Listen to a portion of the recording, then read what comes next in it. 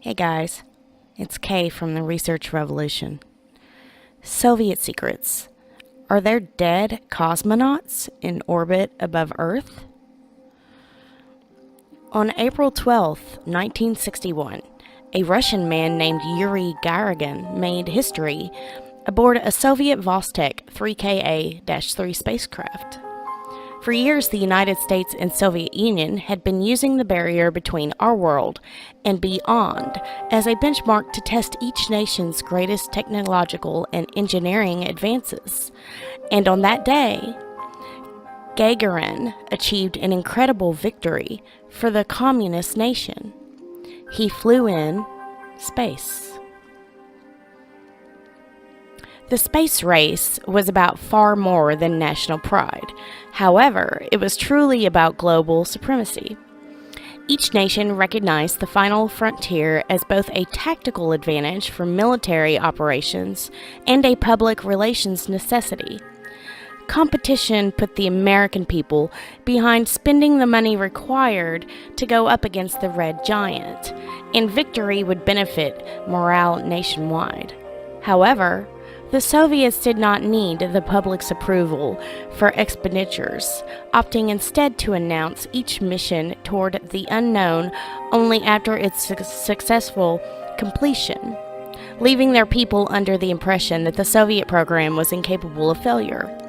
In recent years, however, stories have begun to emerge about failed Soviet space missions and their policy of ensuring the media, the public, and their American competition never learned of their missteps.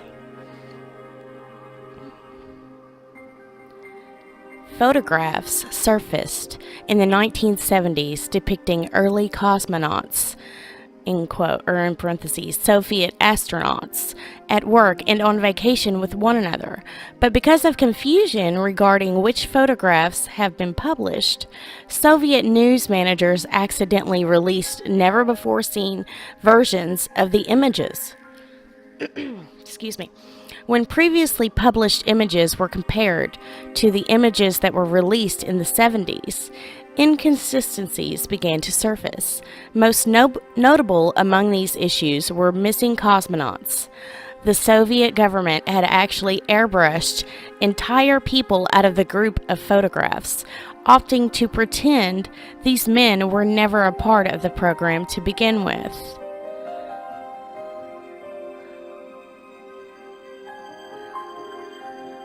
Where did he go? When confronted about these situations, the Soviet government made a number of fumbled attempts at explaining why they felt the need to forge the images released to the public. Finally, in the final years of Soviet reign, Gorbachev instructed Soviet journalists and historians to determine what truly happened to these, quote, missing and omitted men. The research revealed that most had been expelled from the program for behavior that made them unsuitable to be seen as heroes for the nation, or had developed medical conditions that prohibited them from participating in space flight. So they're basically just going to erase this person from the picture. That's real nice there. According to reports, the Soviet government had opted to remove them from records completely rather than explain away their failures in public.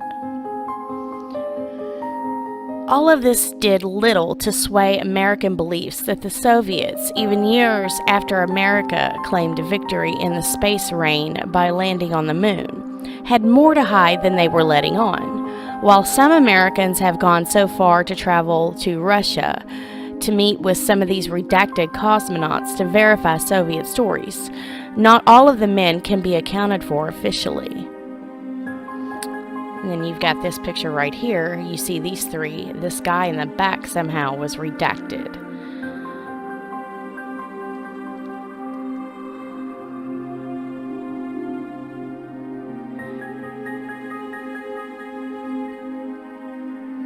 American author and former NASA mission control scientist James Oberg was one of the first to notice the inconsistencies in the Soviet images, and although has written at length about his beliefs regarding these, quote, lost cosmonauts in books like Uncovering Soviet Disasters, he seems fairly convinced in recent years that the Soviets were telling the truth about these redactions, and that most, if not all, of these missing cosmonauts were simply removed from the space program photographs to protect their flawless reputation.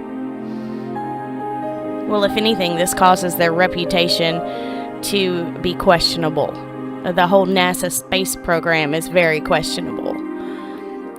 Possibly the most damning, or at least the most controversial, evidence to suggest that the Soviet space program was not nearly as flawless as they contended at the time were reports of a pair of Italian brothers that recorded radio transmissions prior to and after Gagarin's historic flight that seemed to indicate manned orbital missions going awry.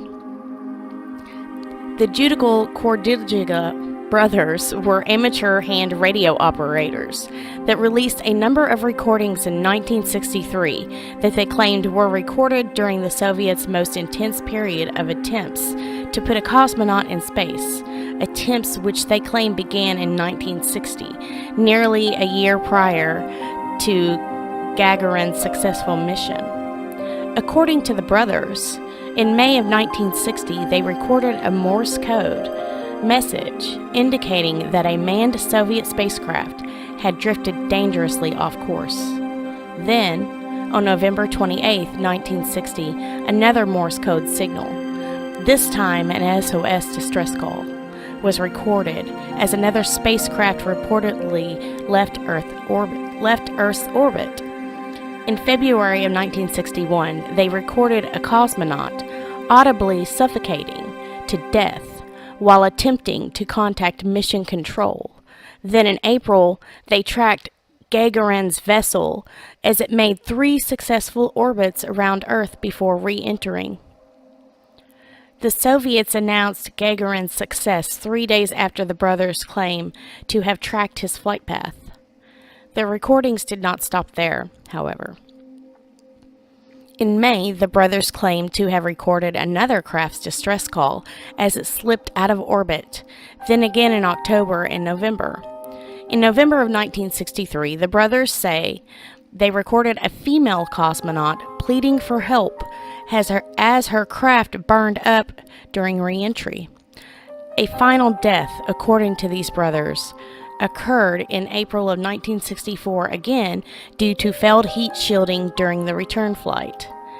There are confirmed reports of Soviets dying in their pursuit of space flight, but these reports were often not confirmed until after the fall of the Soviet Union and in the face of overwhelming evidence. Gagarin's own best friend died in orbital mission. According to claims, he was aware that his mission was likely to fail due to a number of structural issues on the vessel, but opted to fly anyway to prevent his friend and backup pilot, the Soviet hero Gagarin, from having to take the risk. While it is confirmed that Vladimir Kamarov died during the failed re-entry of his Soyuz 1 capsule, rumors continue to surface about his final minutes, in which may claim railed against the Soviet regime and faulted them for his impending death. 22 Americans have died as a result of our own efforts to extend mankind's reach beyond our tiny blue dot.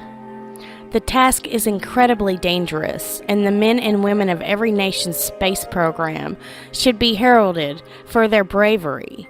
But if claims about Soviet efforts to erase the lives of men and women that were lost in pursuit of victory over America are even partially true, it would add a dark lens to how we perceive all Soviet accomplishments during the era. If NASA or the Soviet Union, whoever, is redacting people from their photos, that just goes to show how misleading and how they lie to us on a daily basis. So, I'd like to hear your comments about this below. Much love, you all.